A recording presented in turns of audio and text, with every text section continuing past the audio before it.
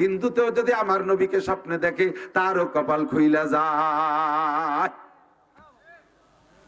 বর্তমানে পুরো family Saudi আরবে আছে, ভারত সরকার জানতে পাইরা তার নাগরিকত্ব কেটে দিছে, সম্পদ বাজেয়াপ্ত করে দিছে।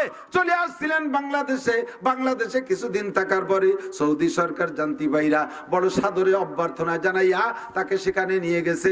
এখন সৌদি সিটিজেন হইয়া আছেন। আল্লাহু আকবার। আমার নবীকে স্বপ্নে দেখলেও লাভ, দুনিয়ায়ও লাভ, আখেরাতেও লাভ।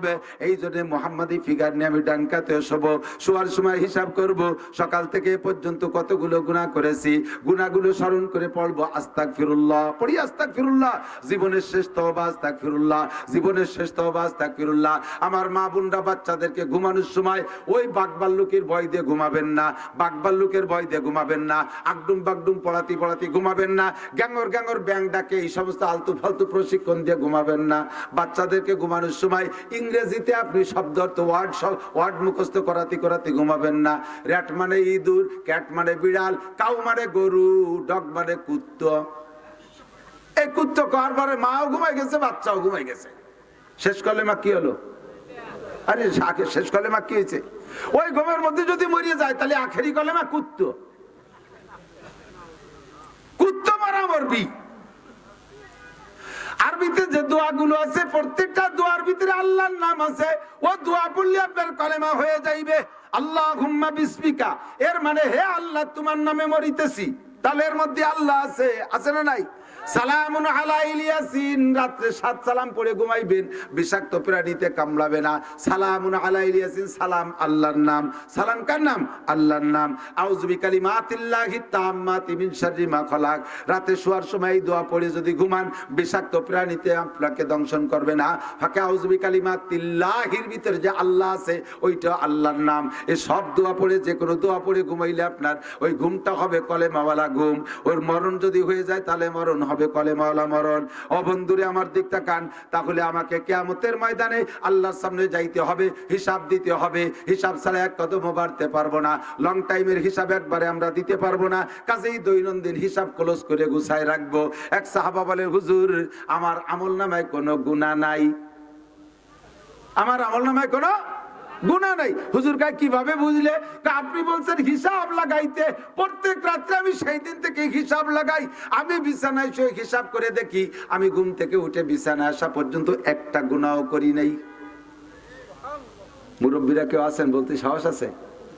একটা দিন কোনো গুনাহ করেন নাই, ইচ্ছায় ও অনিচ্ছায়। গুনার থেকে বাঁচার কোনো উপায় নাই। এই যে বাজারের ভিতর দিয়েছি তাও দেখি, নিচের দিক তাকাই তাও দেখি যুবতী মেয়েরা এই বাজার করতে আইছে, আজকে এই মেলার মধ্যে আইছেন ওয়াজ শুনতে, সে জায়গায় গুনাহ কামাই করা লাগে। কতক্ষণ? সত্যি মিথ্যার অভাব নাই, গুনাহ ছাড়া চলার উপায় নাই। সাহাবা কয়, হুজুর আমি প্রত্যেকদিন হিসাব করি, আমার আমলনামায় কোনো গুনাহ ধরা পড়ে নাই। আরে নিজেকে নিজে তো সাত দোয়াতে তলিরাটি সবাই মনে করি। কতক্ষণ না কেন? প্রত্যেকটা মানুষের স্বভাব, এনি ম্যান এভরিবডি, প্রত্যেকটা মানুষের স্বভাব হামাকাসরা আকলে খুতবা কামাল নুমায়াত ও ফারজান্দে খুতবা জামাল। শেখ সাদি রহমাতুল্লাহ আলাইহি বলেন প্রত্যেকটা মানুষের এই দুইটা স্বভাব আছে, হামাকাসরা আকলে খুতবা কামাল নুমায়াত। প্রত্যেকটা মানুষ নিজের জ্ঞানকে পরিপূর্ণ মনে হয়, নিজের জ্ঞানকে পরিপূর্ণ মনে হয়, নিজের আমলকে পরিশুদ্ধ মনে হয়, নিজের অবস্থানকে খুব পরিপক্ক মনে হয়। এটা হলো প্রত্যেকটা মানুষের স্বভাব। চেয়ারম্যান কি বোঝে, এমপির কি বুদ্ধি আছে, মেম্বার এক দামড়া, উনি জন্মের বুদ্ধিমান, এই জন্য উনারে কেউ কোনোদিন ভোট দেয় না। কতক্ষণ? ও কি মানুষ হলো? এই হুজুর, আরে বাদ দে, অত বড় হুজুর হলি কি হবে? ও চিনি হুজুর হিরো 3 সাল মাইয়ে হুজুর এসে নে। প্রত্যেককে নিজেকে নিজে বেশি ভালো মনে হয়, আর নিজের জ্ঞানকে পরিপূর্ণ মনে হয়, আর একজনের বুদ্ধি কোনো বুদ্ধি না। আর অফরজান্দে খুতবা জামাল, আর নিজের সন্তানকে খুব সুদর্শন মনে হয়। আর একজন এটা যত ভালো হোক, কোনো না কোনো খুদ ধরিয়ে সেটার একটা সমালোচনা করবে, কি এত ভালো চেহারা, কান্ড একটু বিহা, অথচ ওনারটা না কি নাই, ওর দাঁত কেমন, অথচ ওনারটার দাঁত 3 মাড়িতি আছে না নাই? কথা কন। আল্লাহ সমালোচনা, পরনিন্দা এগুলো বাদ দেই। আমার আত্মসমালোচনা করি, আমি কত দোষে দোষী, কথা কন না কেন, আমি কত দোষে দোষী, নিজের আত্মসমালোচনা করি। আমার হিসাব যদি আমি হিসাব করি, তাহলে আমার আর কাহারও হিসাব করার সময় থাকে না, কাহারও হিসাব করার সময় থাকে না। আমার নিজের হিসাবটা আমি নিজে করলে, কথা কন না কেন, আমি সবচাইতে বড় দোষী, আমি সবচেয়ে বড় দোষী। আল্লাহু আকবার। আমার আপনার জিন্দেগির 4টি হিসাব দেওয়া লাগবে কি লাগবে না?